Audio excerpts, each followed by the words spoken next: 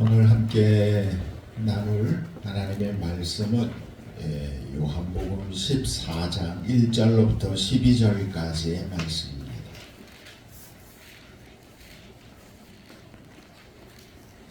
요한복음 14장 1절로부터 12절까지의 말씀.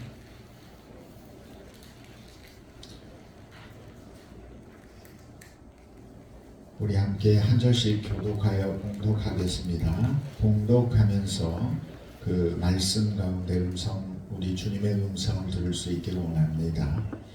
너희는 마음에 근심하지 말라. 하나님을 믿으니 또 나를 믿으라. 내가 아버지 집에 거할 곳이 많도다. 그렇지 않으면 너희에게 이르렀으리라. 내가 너희를 위하여 거처를 예비하러 가니 가서 너희를 위하여 거처를 예비하면 내가 다시 와서 너희를 내게로 영접하여 나 있는 곳에 너희도 있게 하리라. 내가 어디로 가는지 그 길을 너희가 아느니라. 도마가 이르되 주여 주께서 어디로 가시는지 우리가 알지 못하거늘 그 길을 어찌 알겠사옵나이까. 예수께서 이르시되 내가 곧 길이요 진리요 생명이니 나를 알지 않고는 아버지께로 못 찾아오느니라. 너희가 나를 알았더라면 내 아버지도 알았으리로다. 이제부터는 너희가 그를 알았고 또 보았느니라. 그들이 주여 아버지를 우리에게 보여주옵소서. 그리하면 족하겠나이다. 예수께서 이르시되 빌립아 내가 이렇게 오래 너희와 함께 있으되 내가 나를 알지 못하느냐. 나를 본 자는 아버지를 보았거늘 어찌하여 아버지를 보이라 하느냐.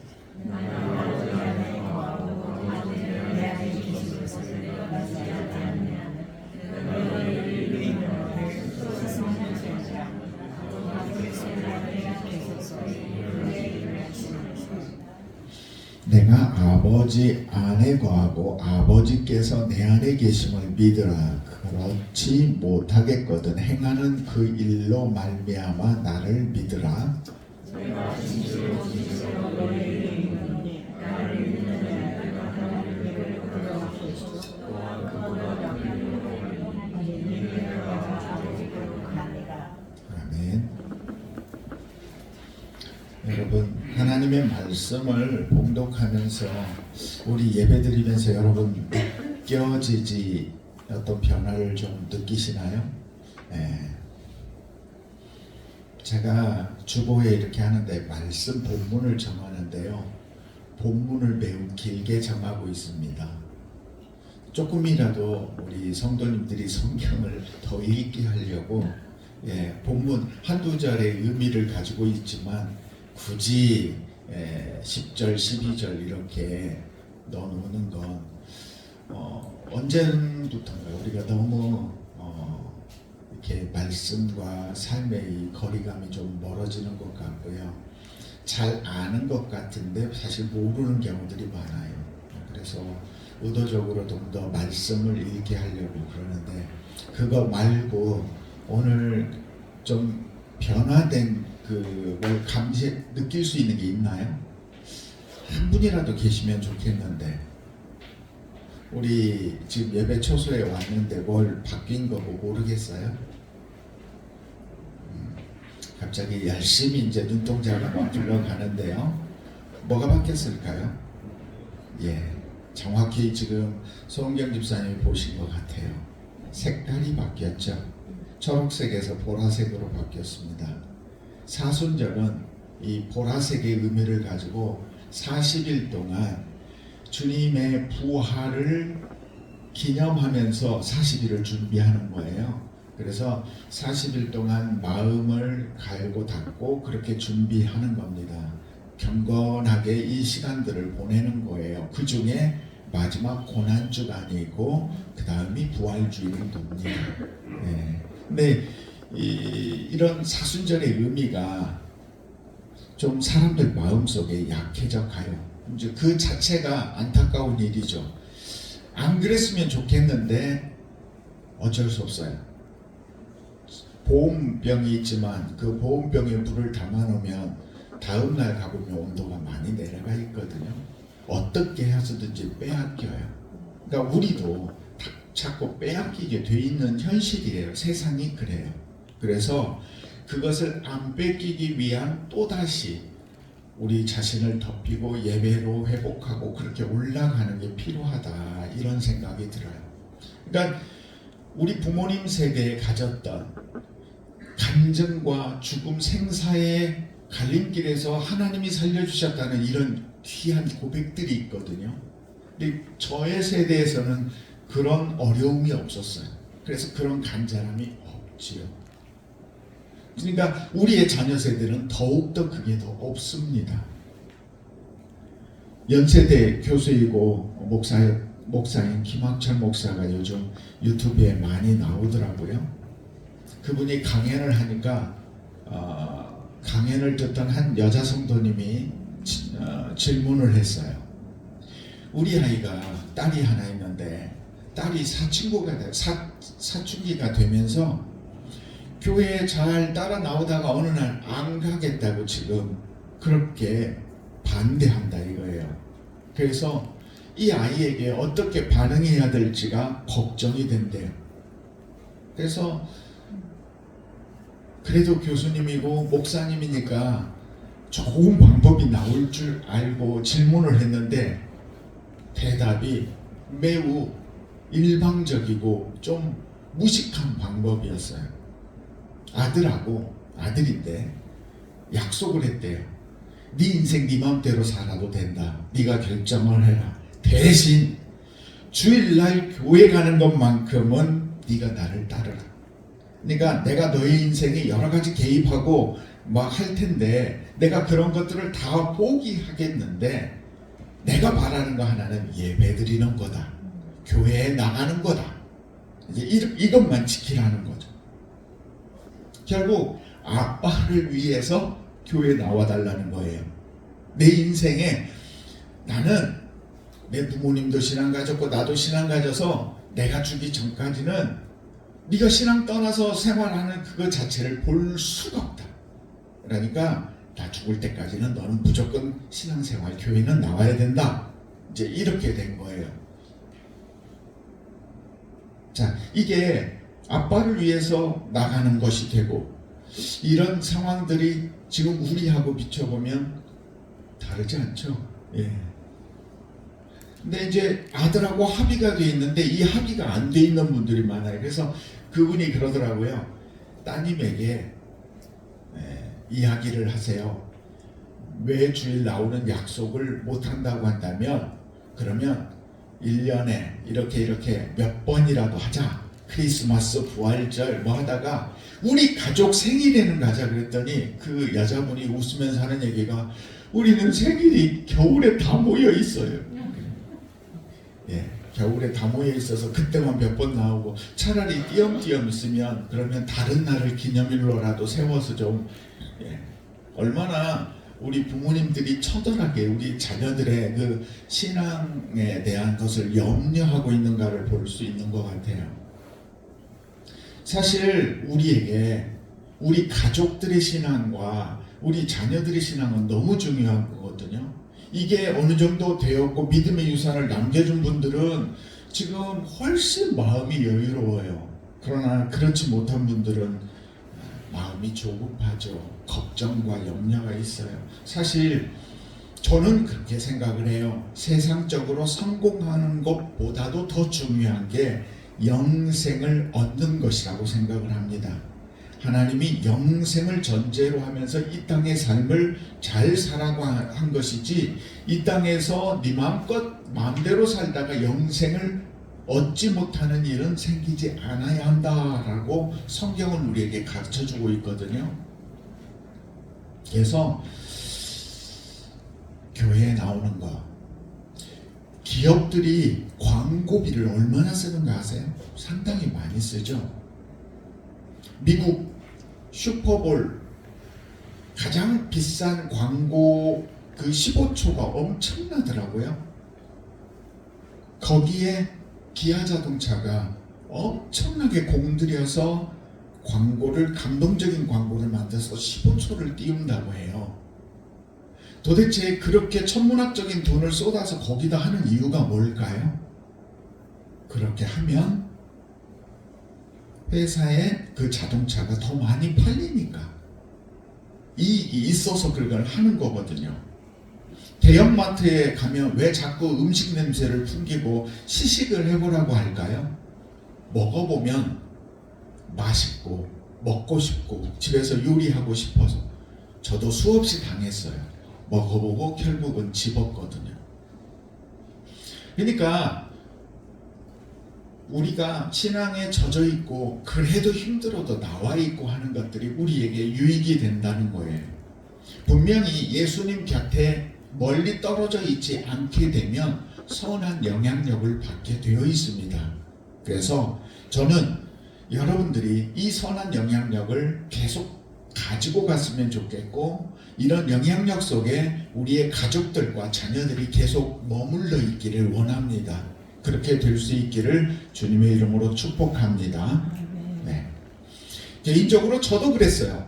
저도 교회 안에서만 자랐고 모태신앙이잖아요. 저는 근데 어느 순간에 머리가 좀 커졌다고 하나님이 없다는 생각이 딱 들기 시작했어요. 그 생각이 들었을 때 저는 제 스스로를 제가 의문을 가졌죠. 내 마음은 그런데 우리 부모님은 하나님이 있다고 믿으니 우리 부모님을 보고 조금만 참아보자, 조금만 더 내가 살아보자. 그러면 어느 시점이 되면 나도 하나님을 만나고 느낄 수 있을 때가 오지 않을까 하는데 느낄 때가 오더라고요. 그러니까 여러분이 끊임없이 모니카, 어거스틴의 어머니가 그랬죠. 교부를 찾아가서 할 때 그랬잖아요. 자식을 위하여 눈물로 기도하는 그 기도는 절대 사라지지 않는다. 결국 후원하고 그 아이를 믿어주고 그 아이를 위해서 기도할 때 그 인생이 그때가 되면 분명히 아이들은 어떤 때가 되면 고백하고 깨닫게 되고 변화되는 걸 보게 돼요. 근데 이제 우리가 살아가면서 이런 과정들을 믿게 되는데요, 사람들이 진짜 잘 안 변하려고 해요. 여러분들이 이미 이렇다, 특별히 내가 경험했다, 보았다 하는 것은 누가 뭐래도 안 바꾸려고 하잖아요. 그러니까 우리가 한번 기존에 이거다 하고 고정관념을 갖게 되면 이거 깨트리기가 정말 어려운 것 같아요. 그러니까 예수님의 제자들이 3년 동안 함께 했는데 이게 율법이 아닌 복음을 예수님이 가르쳐 주는데 율법과 복음을 맞추려고 하니까 이게 안 맞는 거예요. 계속 힘들어합니다. 오늘 본문도 그거예요. 자, 내가 이제 십자가를 향해서 간다. 요한복음의 초창기 앞에 부분은 그렇게 있지만 상당한 부분들이 전부 다 마지막 그 고난을 십자가를 앞두고 하시는 말씀들이 많이 담겨 있거든요. 그러니까 성경책의 후반부가 아니에요. 지금 14장인데도 이미 지금 고난을 앞두고 있고 그것을 걱정하고 있으면서 십자가를 이야기를 하니까 제자들이 근심하고 있었거든요. 근심하는 제자들에게 걱정하지 마, 내가 너희의 처소를 예비하러 가는 거야 하고 말씀하시면서 내가 너희가 앞으로 영원토록 머물 안락한 처소를, 너희의 안식처를 내가 준비하러 가니까 걱정하지 말고 믿음을 지켜. 분명히 할 수 있어. 그리고 내가 가는 길 봤지? 그 길 가면 돼 하는데 계속 그러는 거예요. 그 길 나 몰라요. 빌립은 아버지를 보여주세요. 계속 그러고 있다라는 거죠. 정말 이들이 변화된 건 가만히 보면 우리는 참 감사하게 성경을 다 봤잖아요. 이들이 진짜로 변화된 데는 언제예요? 예수님과 함께 있을 때예요? 성령을 받을 때예요? 예수님의 제자들이 진정으로 거듭나서 단단하게 복음을 증거할 수 있는 사람이 되었었던 때는 예수님과 함께 했을 때보다 예수님이 떠난 이후에 성령 하나님으로 인하여 그들이 성령 세례를 받고 난 뒤였어요. 결국 우리가 주님과 동행하는 것 같고 그렇게 살아간다고 해도 우리도 결국 온전해지기 위해서는 성령 하나님의 도우심이 필요한 거예요. 그분에게 우리의 모든 것을 내어줄 수 있는 그 겸손함이 우리에게 있어야 은혜가 되는 거예요. 근데 안타깝게도 전심으로 예수를 믿으려고 하는 성도도 적어지고, 세상이 더 좋다고 여기고 세상에 배운 것들이 더 옳다고 여기는 우리의 자녀들이 있어서 하나님을 그렇게 찾으려고 하지 않는다는 거죠. 저는 찾고 있는다고 했는데도요, 그동안에 다른 가치관들에 흔들렸다가 큰 이 고난을 통해서 다시 점검을 하다 보니까 이것도 틀렸고 저것도 틀렸다는 거예요. 아내랑 오늘 또 오면서 혼란스러운 게 너무 많다라고 이야기하는데 그건 맞아요. 우리는 계속 그동안 믿었다고 생각하는 거, 옳다고 했다는 것이 정말 옳은 것이었는가라는 고민을 하게 돼요. 근데 이게 잘못된 게 아닙니다. 베레아 사람들이 그랬잖아요. 말씀을 들으면 그 말씀이 그런가 그러하지 아니한가를 상고했다고요. 저와 여러분들이 그런 신앙의 단계를 가야 한다는 거예요. 그래서 성경은 우리에게 마음을 어디에 두라? 자칫집에 두지 말고 초상집에 두라, 그렇게 이야기하는 거죠. 우리는 그래야 돼요. 그렇게 하는 것이 훨씬 세상을 지혜롭게 사는 거예요. 저는 요즘 계속 고민하는 거예요. 말씀을 묵상하면서 언젠가는 여러분에게 또 한번 그 말씀을 전해야 될 것 같아요. 유전과 환경, 이 환경 속에 어떤 영향을 많이 받게 되는가라는 거예요.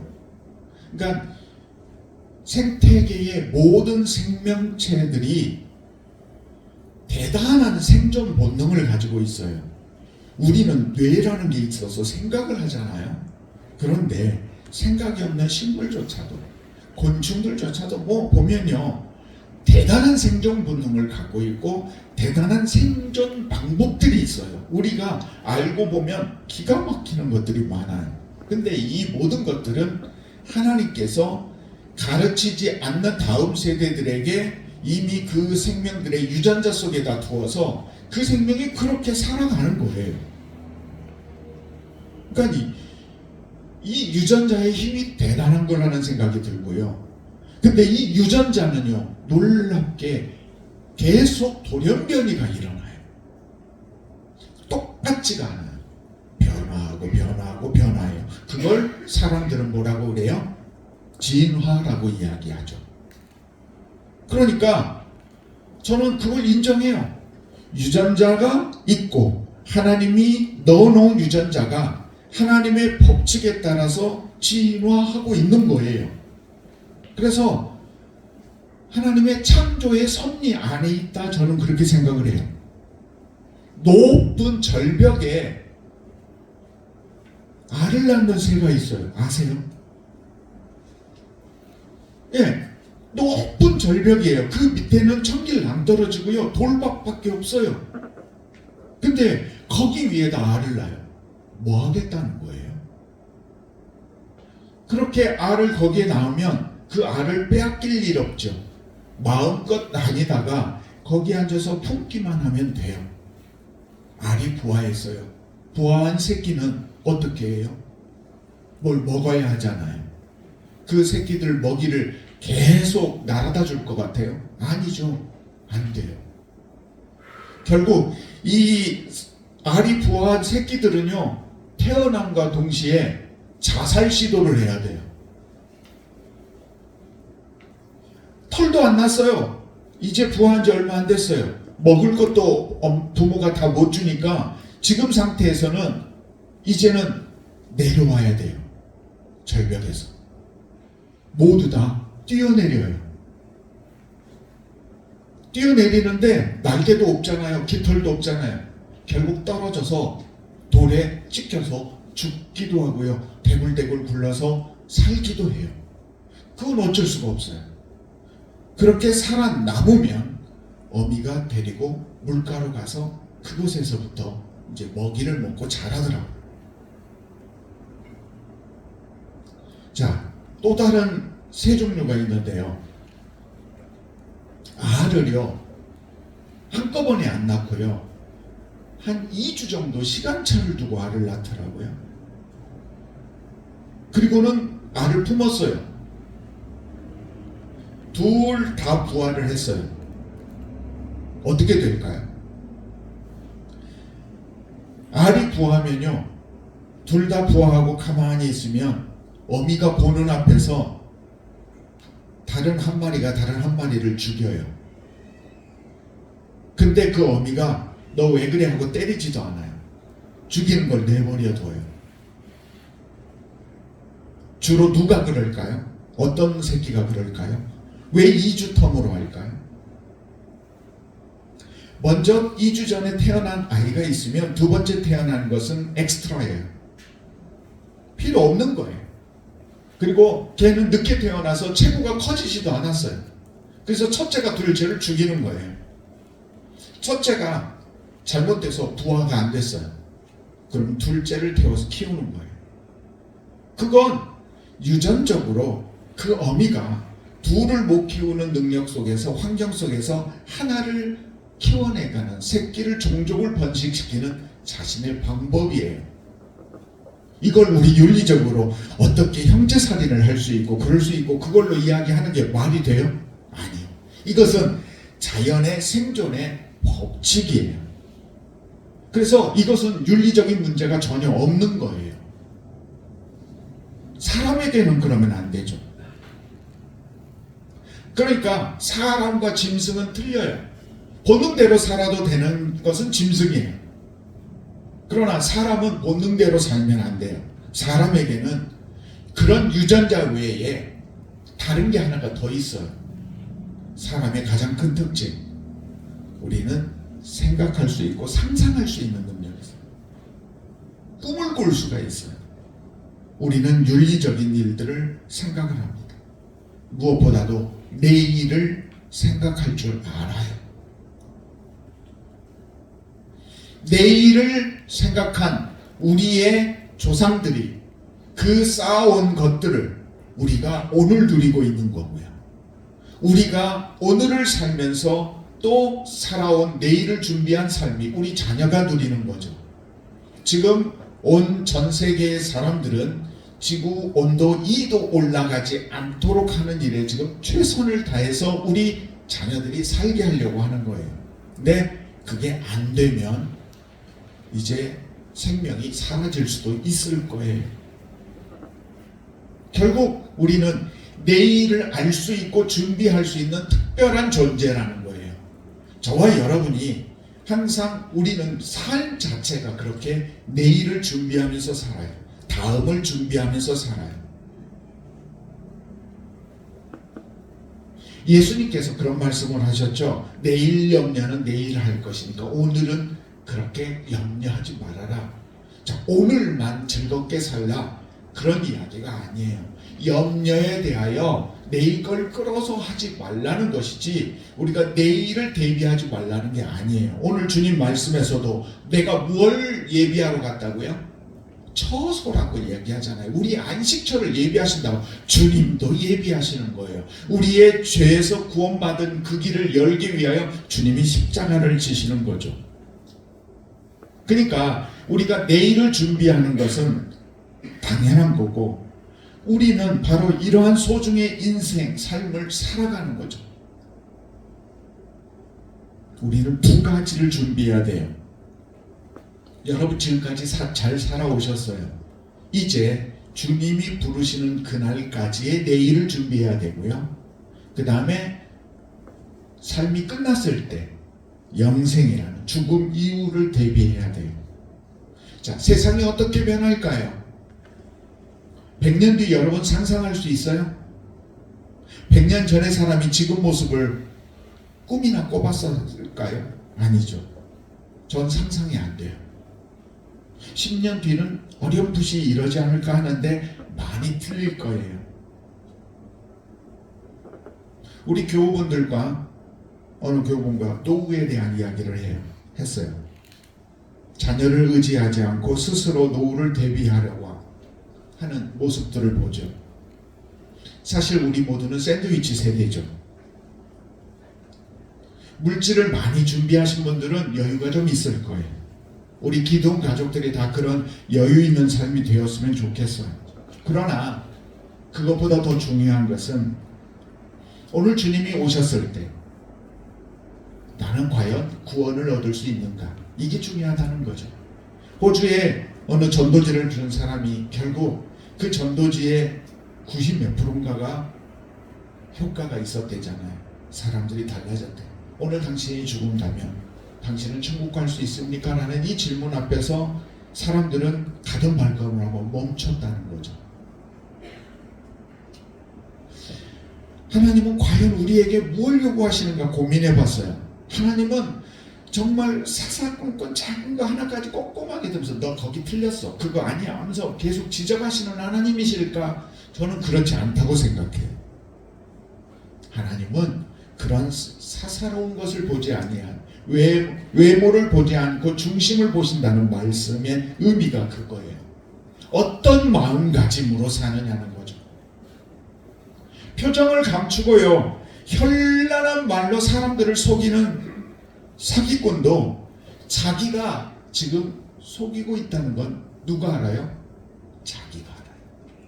지금 내가 이 사기가 저 사람한테 먹혀 들어간다 안 먹혀 들어간다 알고, 다른 사람들에게 난 사기치는 거 아니야 라고 말을 해도. 그러니까 가만히 보면 사람들 속에는요, 남 등쳐먹고 살려고 하는 기질을 가지고 있는 사람들이 있어요. 기생충처럼 사는 사람. 이렇게 말씀드렸더니 다른 목사님이 막 웃어요. 부르시면서. 성경에 나오잖아요. 불의한 청지기 어떻게 했어요? 밀백석 주인 거예요. 밀백석 50이라 써라, 보리 100을 80이라 써라. 그렇게 그 사람한테 혜택 주고 그 혜택을 자기가 누리려고 하는 거죠.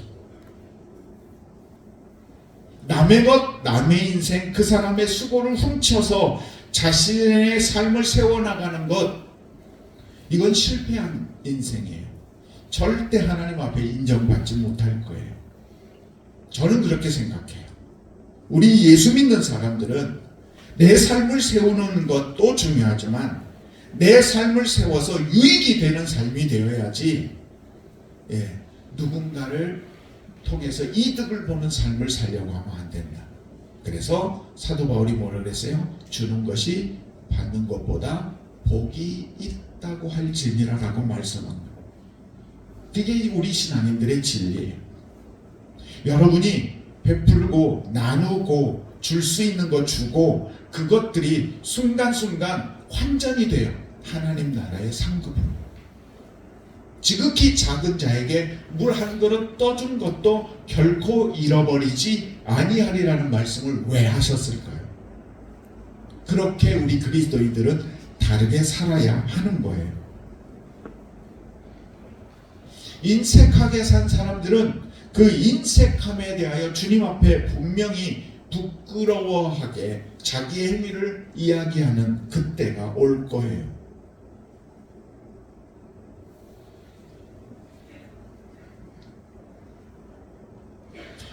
여러분, 진심으로 사랑하고 살았는지, 스스로 속이며 살았는지, 내게 준 그 달란트를 땅에 묻고 살지는 않았는지,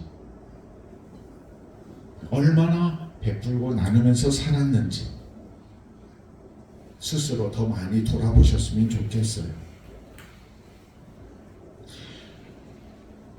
착한 척 어렸을 때 교회 안에서 하면 어른 권사님들 다들 좋아하면서 막 용돈 주었어요. 참 즐거웠죠. 저 어렸을 때 기억해요. 괜찮아요. 그러면서 속으로는 야, 이걸로 무슨 장난감 사면 좋겠다. 어렸을 때 그럴 수 있어요. 근데 어른이 돼가지고도 그렇게 살면 안 돼요.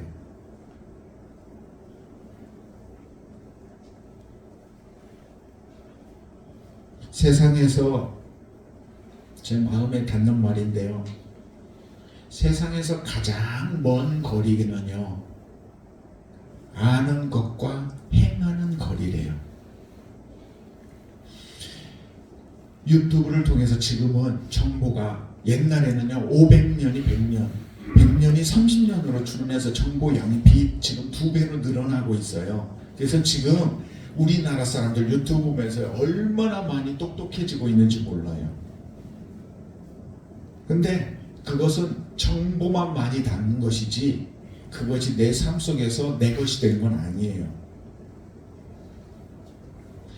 입이 빠른 사람이 있고요, 손이 빠른 사람이 있어요. 공동체에는요, 입 빠른 사람 필요 없어요. 손이 빠른 사람이 필요해요. 이런 사람들은요, 자신은 수고롭지만 그 수고를 통해서 행복해하는 사람들의 얼굴을 보면서 기뻐해요. 누구 덕볼까 하는 사람은 저 사람의 지갑, 저 사람의 옷, 그런 걸 바라보죠. 근데 우리는 그러지 말자고요. 저 사람을 어떻게 하면 기쁘게 할 수 있을까? 저는 이 창문으로 밖을 자주 내다봐요. 위에서 이렇게 보면요, 사람들은 자신을 누가 쳐다보는 줄도 모르고 막 분주하게 다녀요. 근데 버스 정류소에 환경미화원 아저씨가 딱 거기 이제 의자도 따뜻하잖아요. 앉아서 쉬시더라고요. 후다다닥 내려갔죠. 그리고는 아저씨 커피 드실 줄 아세요? 커피 먹는데 잠깐만 여기 계셔요. 그리고는 올라와서 커피를 한 잔을 아메리카노를 타서 가져다 드렸어요. 어디에요? 안 보이는 4층이에요. 그렇게 얘기하고 왔어요. 그분이 관심이 없는데 사랑에 관심을 주었더니 관심을 거꾸로 보여주시더라고요. 여러분, 우리의 삶 속에서 처음에는 제가 그랬어요. 하나님, 옳은 일을 하는데 왜 하나님이 이 일에 직접적으로 개입하시고 여러 가지 일을 하지 않으세요? 그래서 하나님의 침묵에 대하여 상당히 화가 났었어요. 근데 이제 하나님의 침묵에 대하여 화를 내지 않아요. 하나님은 여전히 바라보고 계시고 제가 할 수 있는 것을 하면서 살기를 원하셔요. 그러니까 저와 여러분의 삶의 열매로 하나님께 인정받으시라고요.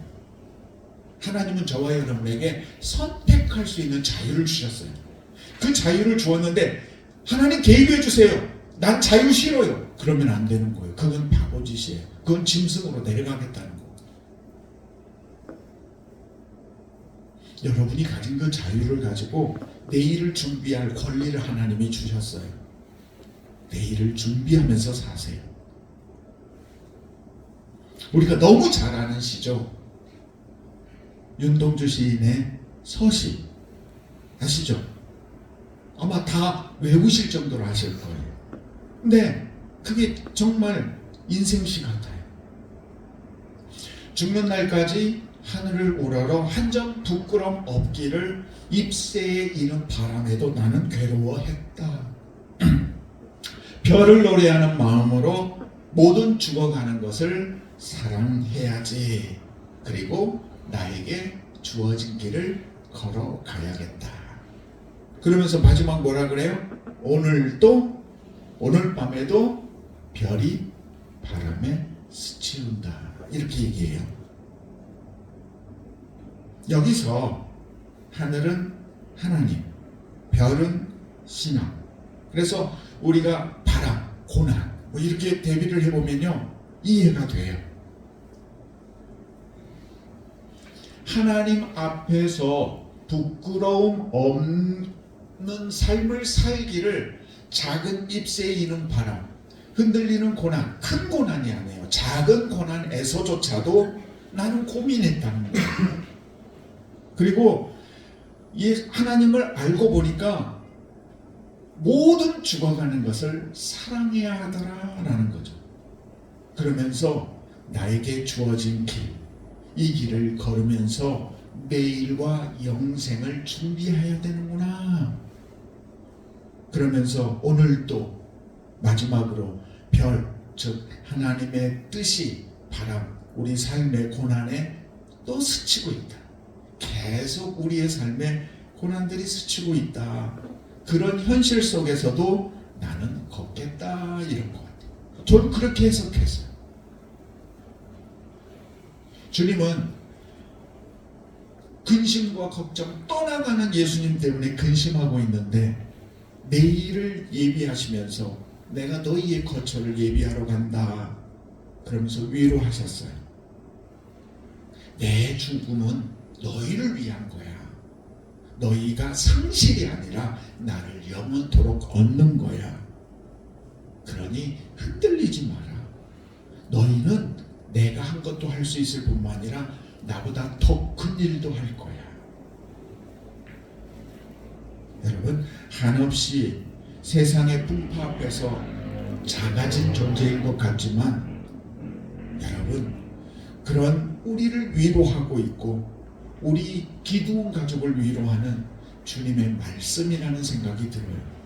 하나님은, 주님께서는 지금 우리에게 걱정하지 마.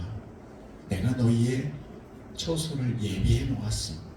여러분, 믿음으로 내일을 준비해 가세요. 남겨진 이 시간들과 죽음의 문을 넘어서게 될 그 내일을 준비하면서 장래에 주님께서 그 예비한 처소에 한 영혼도 빠짐없이 우리 기도원 가족 모두가 그곳에서 만나게 될 그날이 있기를 우리 주 예수님의 이름으로 축복합니다. 아멘. 네, 기도드리겠습니다.